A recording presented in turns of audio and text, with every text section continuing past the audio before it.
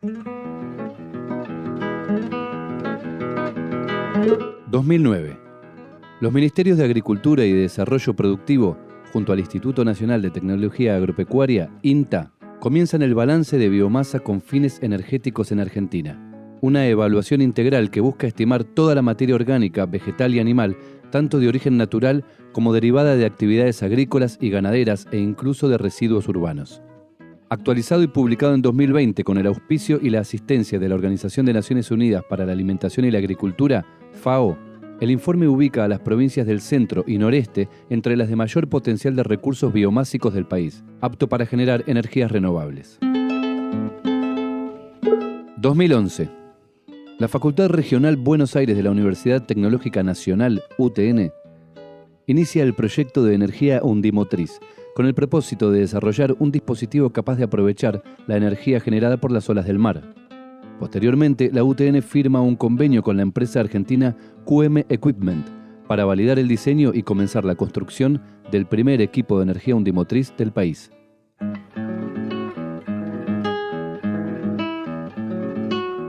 2020. En plena pandemia, la energía atómica generada en Argentina registró un nuevo récord histórico, alcanzando más de 10.000 GWh, lo que representó cerca del 7,5% del total de energía eléctrica generada.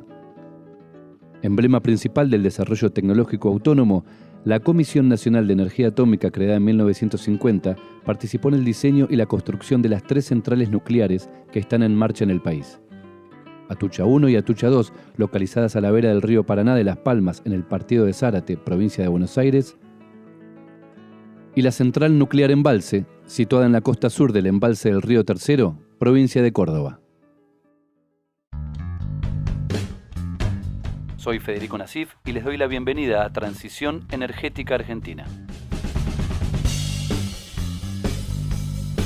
un podcast de la Fundación Innovat, la unidad de vinculación tecnológica del CONICET.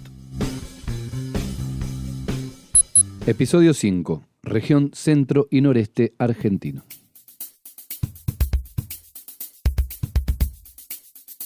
En el último episodio de nuestro podcast comenzamos un recorrido por los recursos y capacidades realmente existentes en el país para desarrollar energías renovables con industria y tecnología nacional, empezando por las provincias de Cuyo y el noroeste argentino. Hoy les proponemos retomar nuestro viaje y recorrer las regiones del centro y noreste argentino, donde se concentra la mayor cantidad de biomasa del país con alto potencial de generación energética.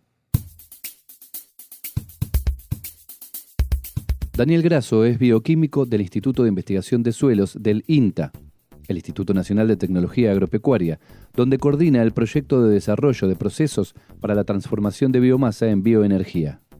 Le preguntamos a Daniel Grasso qué es la biomasa y cómo se puede aprovechar para la transición energética. En principio, el concepto es utilizar material biológico, que pueda ser vegetal, animal, pero que ese material biológico tenga la función de ser transformado en alguna forma de energía.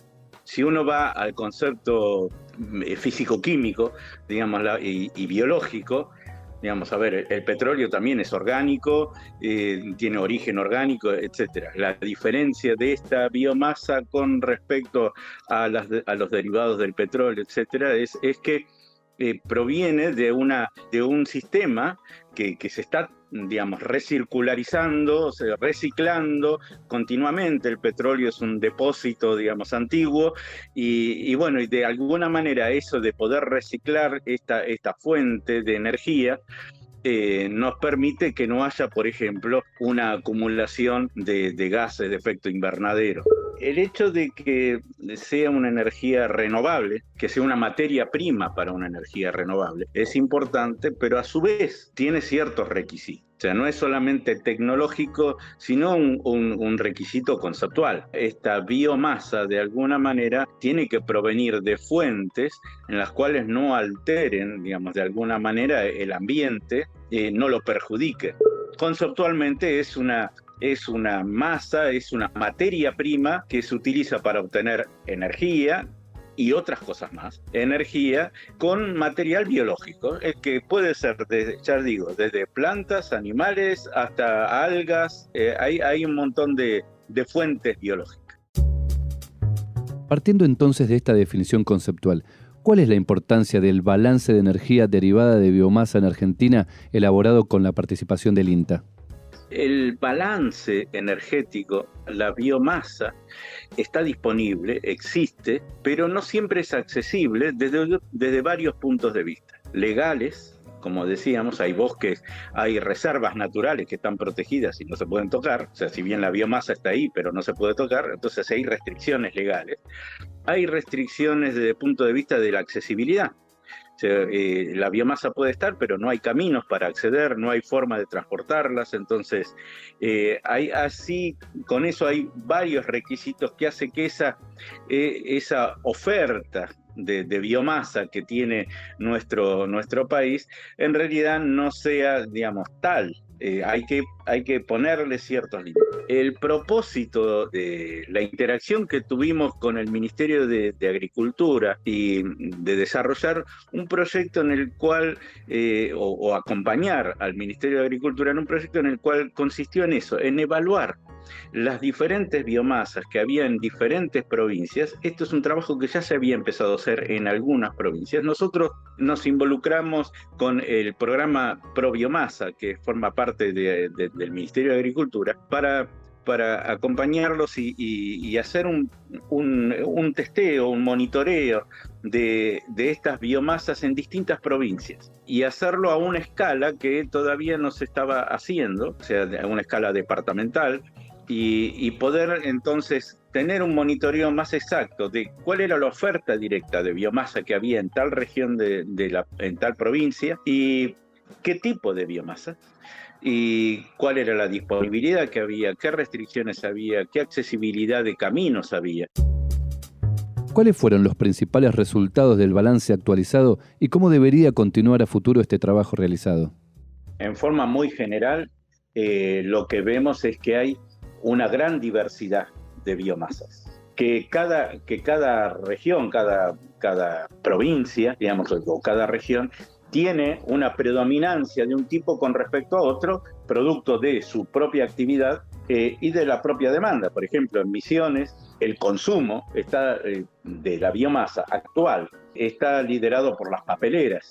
Las mismas, digamos, generadoras de energía ya se están desarrollando esos proyectos de utilización de biomasa para distintas industrias que lo utilizan para poder tener una cierta autonomía energética en esas industrias. O sea, ya es una realidad en distintos lugares. Pero todavía queda, o sea, no es que se está utilizando todo, todavía queda una gran cantidad de biomasa. El sistema de producción de biogás es cada vez una realidad más fuerte en la Argentina y es importante por su utilización, digamos, termoeléctrica, digamos, de la energía termoeléctrica que se genera, ¿no? Y de eso también hay ejemplos y cada vez es más firme y el apoyo. Entonces hay un montón de, por ejemplo, biomasas húmedas que derivan de las actividades de criadero de porcinos, de bovinos, de la industria lechera en Santa Fe, por ejemplo. Un montón de estas biomasas húmedas, digamos, que tranquilamente son utilizadas para el sistema de vida.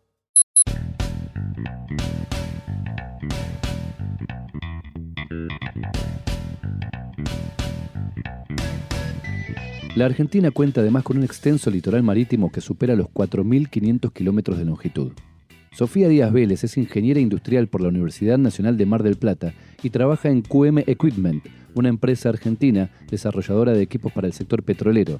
Allí impulsa la construcción del primer equipo de energía undimotriz del país, originalmente diseñado por la UTN Regional Buenos Aires.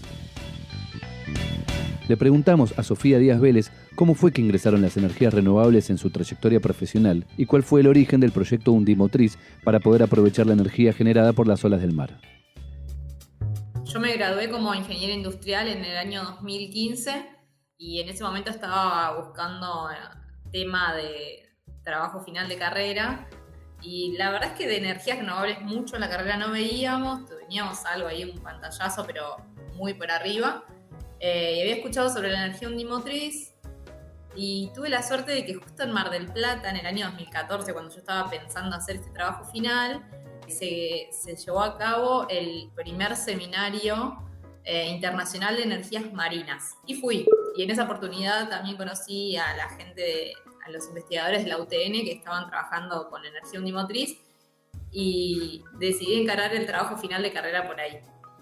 Así fue que llegué a las energías renovables, haciendo mi trabajo final sobre un estudio de factibilidad sobre aprovechar ese tipo de energía en la ciudad de Mar del Plata. En el año 2015, en simultáneo, estaba haciendo ese trabajo final. Ingreso a trabajar a QM Equipment, es una empresa metalúrgica marplatense que desde sus comienzos siempre se dedicó al diseño y fabricación de equipos de servicio a pozo para extracción de hidrocarburos no convencionales. Entré a trabajar como lo que tiene que ver con la parte de planificación, ayudando ahí un poco en el área de producción. Y en ese mismo año se dan dos circunstancias, una a nivel nacional, local en Argentina, y otra a nivel internacional. Por un lado, a nivel internacional hubo una baja muy importante en los precios del barril de petróleo, fue una baja histórica. Y por el otro lado, también Argentina sacó un decreto que permitía la importación de equipamiento usado a tasa cero. La realidad es que están sumamente locos porque me dijeron, bueno, empecé a trabajar en esto, queremos que puede ser interesante, empezar a desarrollar el área de renovables, es algo en lo cual no se había trabajado hasta ese momento, así que para mí fue un sueño. Mi trabajo final, que había empezado así como medio de casualidad y con muchas ganas, de repente se estaba haciendo real, de decir, bueno, todas las empresas que yo había analizado, les empezamos a contactar y así fue que empezamos a trabajar en energía unimotriz dentro de QM. ¿Y cómo es ese camino que va de la idea original a la realización material de un proyecto como este? Nosotros en el año 2017 nos vinculamos tecnológicamente con la UTN de Buenos Aires, quienes vienen trabajando en energía unimotriz desde el año 2009 con un prototipo que ya lo tenían en escala 1:10 y bueno, desde QM nuestra visión del proyecto al vincularnos con ellos era en menos de un año tener una planta piloto, probar la tecnología y demás, y la realidad es que fue que nos encontramos con un panorama bastante diferente al que esperábamos. El primer freno fue no contar con datos del recurso, no tenemos mediciones del oleaje reales, así que dijimos, bueno, empecemos por comprar un aparato para medir el oleaje y saber qué tan bueno es el recurso de Bahía Blanca. La parte difícil de esto es que vos tenés que medir el recurso en el lugar donde posiblemente tengas la planta piloto, pero todavía no nos dan la autorización para tener la planta piloto. Así que eso es bastante complejo de definir dónde instalarlo y conseguir los permisos. También en el proyecto tuvimos la colaboración del Servicio de Hidrografía Naval, dándonos un pantallazo del recurso, a pesar de no tener datos medidos, sí nos orientaron mucho sobre el potencial recurso a partir de datos a raíz de observación directa y datos meteorológicos, sin mediciones, pero sí con proyecciones. Se sumó también una estudiante de una maestría que hizo su tesis final, se llama Griselda Carreras, que trabajó también en su trabajo final en relación a medir el oleaje y hacer unas proyecciones que también nos sirvió un montón para decir dónde podría ser un buen lugar. Y la realidad es que hoy estamos apuntando a crear un espacio para probar convertidores dentro de lo que sería la escollera norte del puerto Mar del Plata. Otra parte muy importante del proyecto fue la Universidad Nacional de Mar del Plata, donde desde el Laboratorio de Instrumentación y Control empezaron a trabajar en el control de la máquina.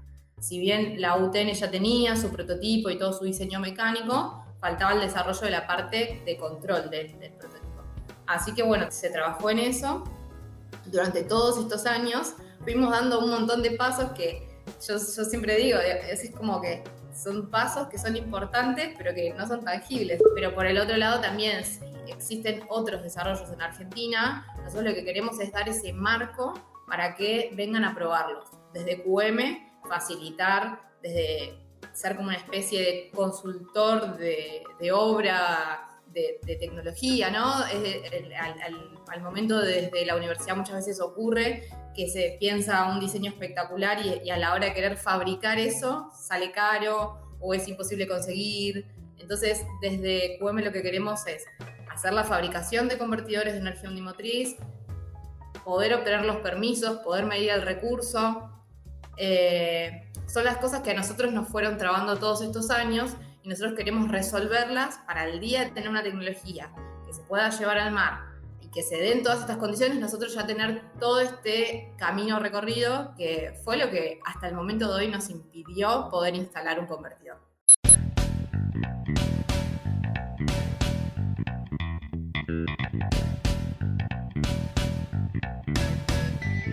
La zona centro del país no solo posee importantes recursos biomásicos y marítimos que podrían resultar estratégicos para expandir la generación de energías renovables. A pesar de su condición de país periférico, logró desarrollar importantes capacidades técnicas e industriales a lo largo de su historia, que aún pueden consolidarse y potenciarse a condición de protagonizar un nuevo sendero de planificación estatal. El mayor emblema de estas importantes capacidades industriales nacionales es probablemente el Plan Nuclear Argentino, cuyo resultado en términos energéticos fue el desarrollo y puesta en marcha de 3 centrales nucleares, 2 localizadas en la provincia de Buenos Aires y una en la provincia de Córdoba. Diego Hurtado es físico, historiador e investigador del CONICET. Actualmente es el secretario de Planeamiento y Política en Ciencia, Tecnología e Innovación y recientemente fue nombrado como vicepresidente de la Comisión Nacional de Energía Atómica, para acompañar allí a la flamante presidenta Adriana Serkis. Una de las particularidades de Diego Hurtado como referente del sistema público de investigación en el área de tecnologías energéticas es haber logrado integrar la ciencia física con las ciencias sociales en su propia formación profesional. Pero ¿cómo fue esta vinculación y qué implicancias tuvo? La década de los 90 para mí fueron dramáticos, es decir, en lo personal digo, al margen de que uno lo puede llevar a lo social, a lo político social. ¿Por qué digo esto? Porque yo abandoné la física una vez doctorado y me dediqué a la historia de la ciencia y la tecnología, y fue una decisión consciente de ver un sector de ciencia y tecnología en la Argentina devastado por la política de los 90.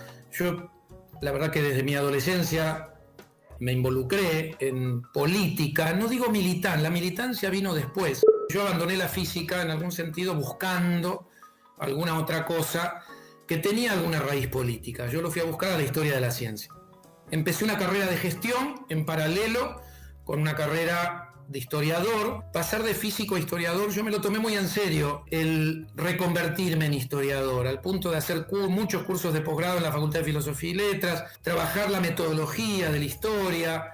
Hoy soy investigador principal en CONICET, con licencia por mi lugar en la gestión. Yo en 2006, en paralelo con mi carrera académica, empecé la gestión, una trayectoria en gestión como secretario de investigación, 2 años, fui decano interino 1 año, fui secretario de transferencia de tecnología en la Universidad de San Martín, 4, casi 5 años. Ahí me ofrecen un lugar en la Autoridad Regulatoria Nuclear. Yo venía trabajando en el sector nuclear, es decir, venía trabajando desde la historia política e institucional de la tecnología, el caso de la energía nuclear.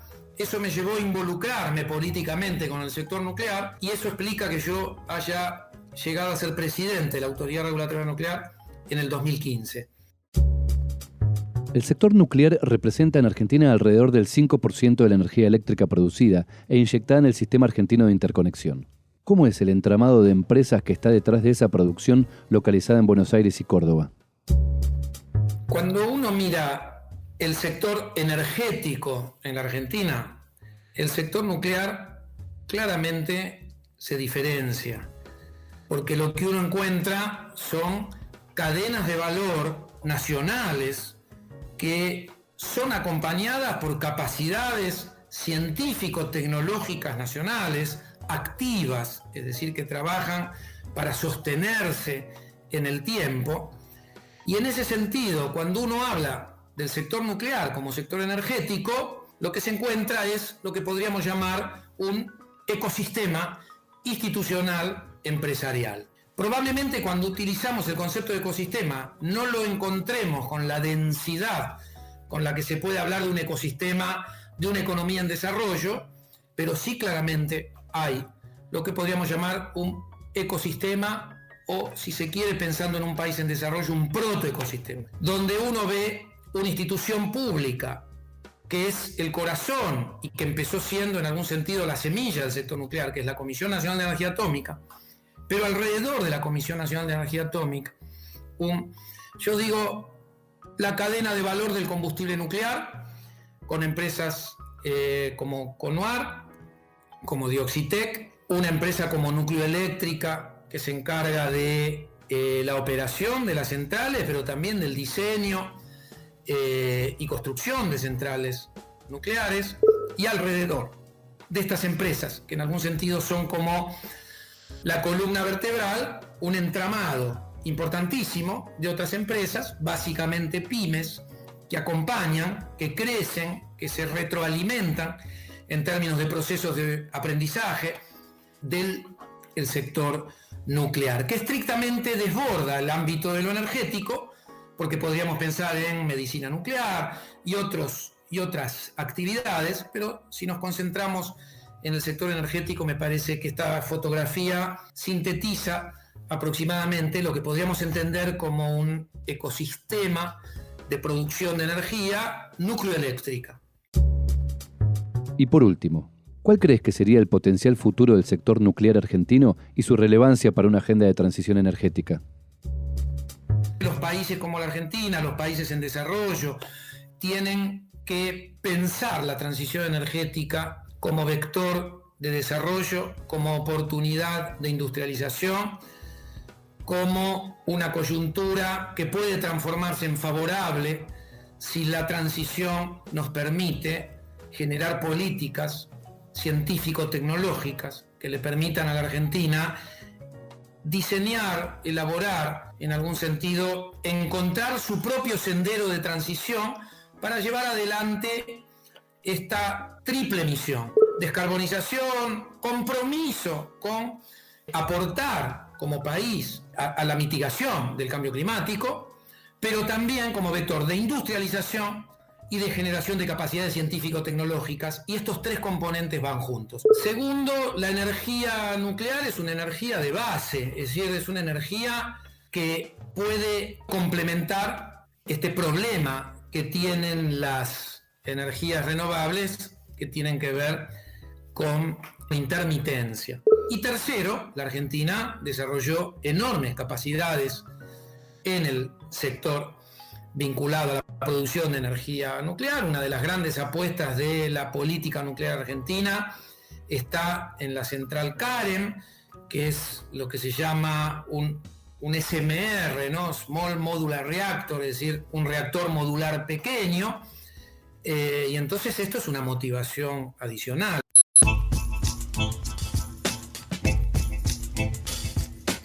Insistamos entonces con una idea medular de nuestro podcast. Un plan de transición energética deberá involucrar necesariamente una gran cantidad de transformaciones tecnológicas, que serán a la vez institucionales, económicas y sociales, de corto, de mediano y de largo plazo, pero siempre impulsadas a partir de los recursos y las capacidades locales realmente existentes. Considerando entonces la importante dotación de bienes naturales renovables y no renovables que tienen las provincias del centro y noreste argentino, como también las capacidades tecnológicas e industriales para expandir la generación de energía.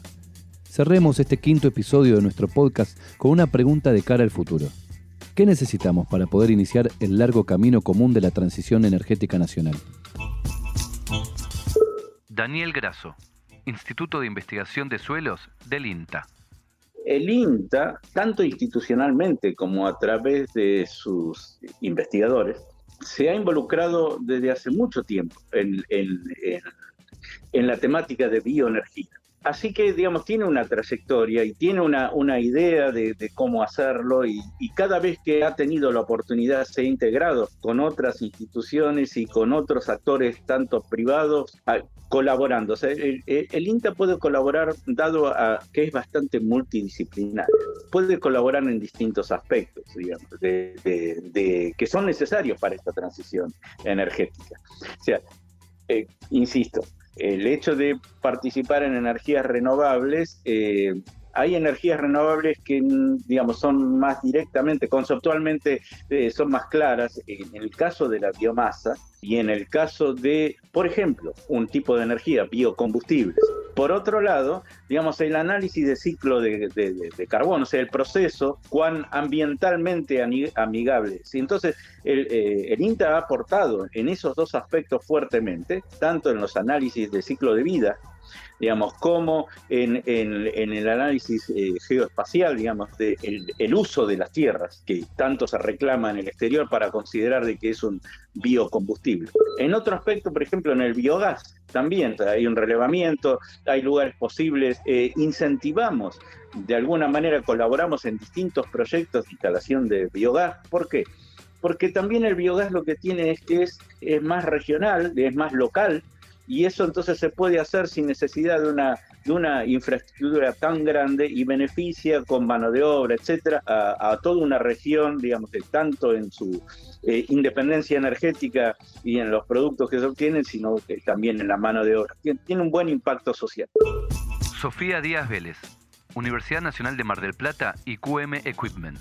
Desde mi perspectiva, creo que es necesario que exista una cooperación entre distintas entidades, ya sea desde el sector público, desde el sector privado, universidades, emprendedores, que se trabaje en conjunto con un objetivo común. Para mí es muy difícil que una universidad pueda desarrollar una tecnología sola o que una empresa sola pueda hacerlo, pero sí de la vinculación del trabajo conjunto entre varias entidades. Para mí tendría que existir eso, un plan nacional de transición energética y un plan nacional de energía unimotriz en el cual se proponga y se invite a todas las personas que estén trabajando en el tema a que trabajen en conjunto. Diego Hurtado, Ministerio de Ciencia y Tecnología y Comisión Nacional de Energía Atómica. Acá es fundamental entender, primero, la necesidad de implementar políticas coordinadas, industriales y científico-tecnológicas. Y acá tenemos expertas y expertos que hoy trabajan en entender cómo maximizar capacidades industriales con capacidades científico-tecnológicas. Este punto de partida nos tiene que permitir, un proceso de transición nos tiene que permitir llegar a una Argentina sustentable, con equidad energética, seguridad energética, capacidades científico-tecnológicas nacionales, para darle a una industria nacional la energía que se demande. Cuando pensamos en un perfil de país, como la Argentina, territorialmente extenso, en donde podemos encontrar en la Patagonia los mejores vientos del planeta, sectores que lindan con las cordilleras de altísima radiación solar, una industria alimentaria potente, que nos permite pensar en la biomasa, en el componente de biomasa o de biocombustible para acompañar, por ejemplo, una política de movilidad sustentable. Un país gasífero, donde el gas puede funcionar como un puente en este proceso de transición. Y cuando digo un puente, pienso en el 2040-2045. Gracias por acompañarnos en este nuevo episodio de Transición Energética Argentina, el podcast de la Fundación Innovat de CONICET. Realizado gracias al auspicio de Enerfe Sapem, la empresa de gas y energías renovables de la provincia de Santa Fe. Idea y realización, Federico Nasif y Diego Roger. Producción, La Otra Radio. Hasta el próximo encuentro.